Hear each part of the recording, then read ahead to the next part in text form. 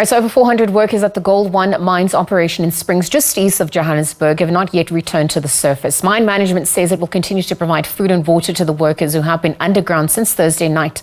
So far, 3 miners have managed to escape. Head of legal at Gold One, Ziyaad Hassam, joins us now to unpack further. Ziyaad, good afternoon. Thanks for your time with us here on the SABC at this hour. Hi, good afternoon. Right, so just earlier on, in fact, a few moments ago, the Minister of Mineral Resources and Energy, Mantashe, in his briefing said that it is now not a sit-in, but a hostage situation. Perhaps as Gold One, what do you know about what's transpiring at this point? What action are you also going to be taking against those involved? So look, I think it is certainly a sit-in if you look at it from the point of view of those who have planned and are acting in a common purpose, presumably in solidarity with colleagues of theirs who'd been dismissed following a disciplinary process. But for the majority of those underground, this is certainly a hostage situation. We just had reports coming in the last hour of 9 miners underground who've been assaulted, and so the situation is very dire, and it's we're heading into the end of day 3 with minimal food and water available to those underground. The health condition of many of the miners are of concern to us.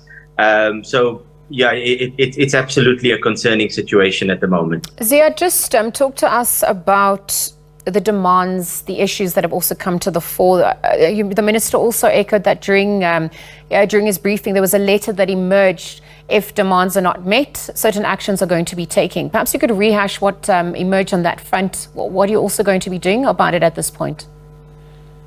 Again, I think we don't really want to say anything at this stage that could potentially inflame the situation. But as far as we're aware, the only demands are that those employees who've been dismissed following the disciplinary process, that they be reinstated with immediate effect. Now, we've communicated our position to both AMCU and the NUM that this was a legally defensible process in response to a hostage situation that took place a few months ago. If any employee is dissatisfied with the outcome of that process, they have the right to an internal appeal, and they also have the right to take the matter to the CCMA. We'll certainly not be amending company policy on the back of people taking other employees hostage. We have had a briefing. We had a meeting with Minister Mantashe yesterday, and yes, the DMR has provided us their full support, as well as the NUM and AMCU. So, from what we gather, these are the actions of individuals who presumably are acting on their own accord. Looking at, obviously what's transpired, how is this impacting operations, and how is it also affecting Gold One's brand at large as we speak? Absolutely. I think, again, it's not the time to be talking about financial losses, but we have sustained significant financial losses in November as a result of the previous situation, and it looks like it's going to be an equally difficult December for us. Yes, absolutely. Also, in terms of our brand image, I think this is a problem across the mining sector at the moment, that sit-ins are becoming fairly commonplace, and I think definitely from Minister Mantashe's side, this is something that they need to tackle on a broader level. But for us, the short term is just to get people out from underground. We're becoming very worried about the health and safety of those people, and longer term, we need to find solutions to labor peace at the mine.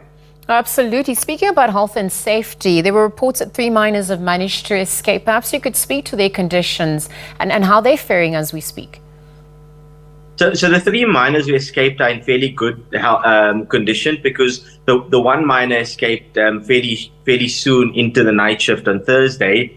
The other person escaped on Friday. Since then, 3 other miners were released on grounds of adverse health conditions. One of those miners is currently in the hospital, so we are monitoring his medical condition. But the reports that we are getting is that there's at least 9 employees underground who've been assaulted. And so we're very concerned about their condition, but we're also concerned about the condition of all the miners who are probably, getting to a point of extreme hunger and dehydration.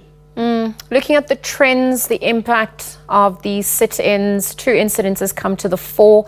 Are you concerned about there being ripple effects and this continuing across other mines? Ultimately, how is this going to impact the mining sector from your vantage point as we speak? No, absolutely. I think, the situation that happened at our mine a few months ago, unfortunately, has set a trend in the sector. And there's now been at least 2 or 3 instances in other mines where the similar modus has been used. So, definitely as a sector, this is something that we urgently need to get a hold of.